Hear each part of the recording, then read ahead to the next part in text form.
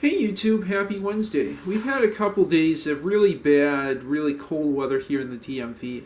I think it's 18 degrees Fahrenheit right now. And all this cold weather has reminded me not to make so many biking videos and to finally catch up with some of the computer videos that really got my channel started and are the bread and butter of this channel. As you've seen in a number of my prior videos, I've shown you tutorials and demos of my new Samsung Q1 UMPC here. I've set this up with Windows XP. I did an unboxing video. I showed some of the basic input interfaces using the stylus and this joystick over here. In this video, I just want to show how accessible and how good the keyboard is. It's a little hard to see here because of the exposure. I did try and play around with the lighting in the room, but I think the bright screen makes it a little difficult to see the computer and the buttons at the same time. There we go. I got the brightness down. Anyway, so I think that'll help. Now you can see the keyboard on either side.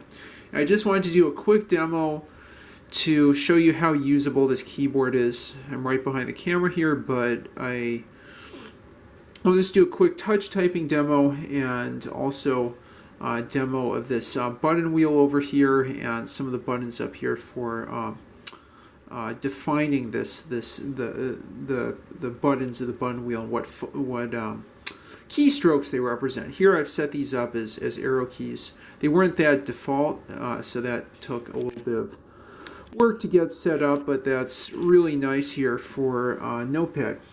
So you can see what I've been writing, just a quick demo. And I'll add some more here. It's not quite as easy as a regular keyboard, but not horrible.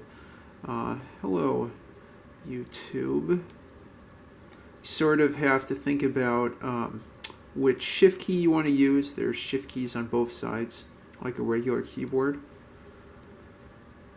Sim. Yeah, you press Sim and then the second button for specific functions. And you can type away like that. Let me just zoom in here and show you the left hand of the keyboard. You'll notice there aren't any function keys. There's Shift, Control, Tab, Escape, and Sim here. For the special characters, those second characters around the button, you press Sim and let go, and then press one of these other keys to get those special characters. And then if I move over to the right side, you can see you can do the same there. And there's also a backspace and space, but no delete. So you can't really do Control-Alt-Delete. As I mentioned, there aren't function keys, so when I install Linux, I'll probably need to use a full-size keyboard. I have some Logitechs. My cat's coming up behind me to see what's going on. Anyway, I have some Logitech keyboards I could use for my antiX Linux installation. Anyway, so I just started using a keyboard and wanted to show you the two halves. I mean, if you don't touch type very well, you can kind of look at the keyboard, but here it's a little more difficult because it's split in half. But I don't find it that bad. You know, I've typed a few paragraphs. It's definitely slower, but for entering something like a password, it's not too bad. This is a test of my shift. Use the opposite side shift there. Samsung Q1 Shift Q, and then I think numlock I have to use. Q1. Yeah, again, I've only used this a few times, so I haven't really gotten used to it. You might be able to use it faster if you got used to it. Split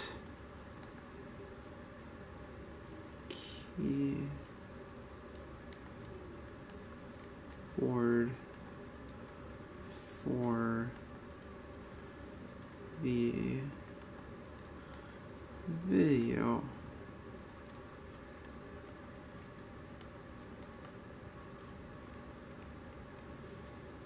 Choice.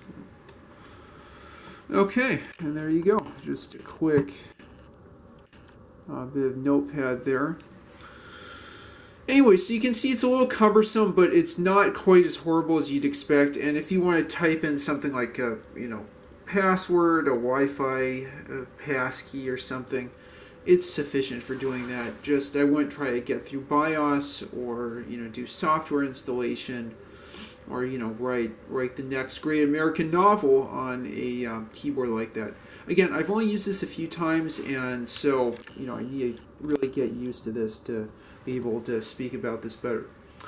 Anyway, so that is just a quick demo of the keyboard. The other thing I was going to show you is this button pad I've set up so that you can use this to go up and down.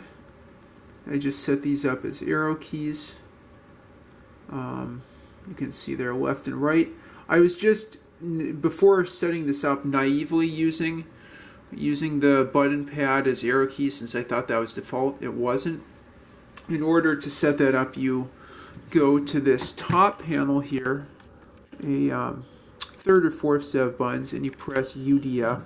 Yes, that's a user definable function. I'll see what happens when I press that. Press that harder. Oh, sorry, it came up. Let me get the stylus and click on that. Yeah, Mangle, let's get the stylus out, look at Easy Button Manager. And you can see that I set up that button wheel as different arrow keys, but what's default is an internet setup. I'm sorry, Mangle. Don't make the viewing experience bad, Mangle. Yeah, so there's an internet group name, and you can switch between these. An Explorer one, a presentation one, say if you're giving a slideshow, and then I just add this notepad one because I think having these keys set as set as arrow keys, these buttons set as arrow keys is just useful for typing documents. So anyway, so that's everything for the demo. The last thing I want to show you are the two things that I'm going to upgrade before the next video and use for my Linux installation. And those are right behind me here. I am going to install two things in the machine. I'm going to upgrade two things in the machine before I install Linux. One is I'm going to install a 128 gig MSATA solid state drive in a SATA to ZIF adapter, since this has a ZIF hard drive. This is a lot smaller than the existing hard drive, so I'll have to find some way to fasten it and secure it. If it doesn't cause static, it probably will. I might use some foam packing material. That's probably a bad idea. I'll find some kind of anti-static material to secure it. And then the other thing I'm going to do, and this will be a little harder to see, is I will install 2 gig of RAM instead of 1 gig of RAM that has default, which will make this a lot more useful for web browsing and other things. Anyway, so that's a quick update on the Samsung Q1 Ultra. I'll have a lot more exciting Linux videos coming up here soon. Thank you for watching. Thank you for watching the whole series. If you have any thoughts on the device or what you think of the keyboard, leave them in the comments down below, and like and subscribe as always. Have a great one.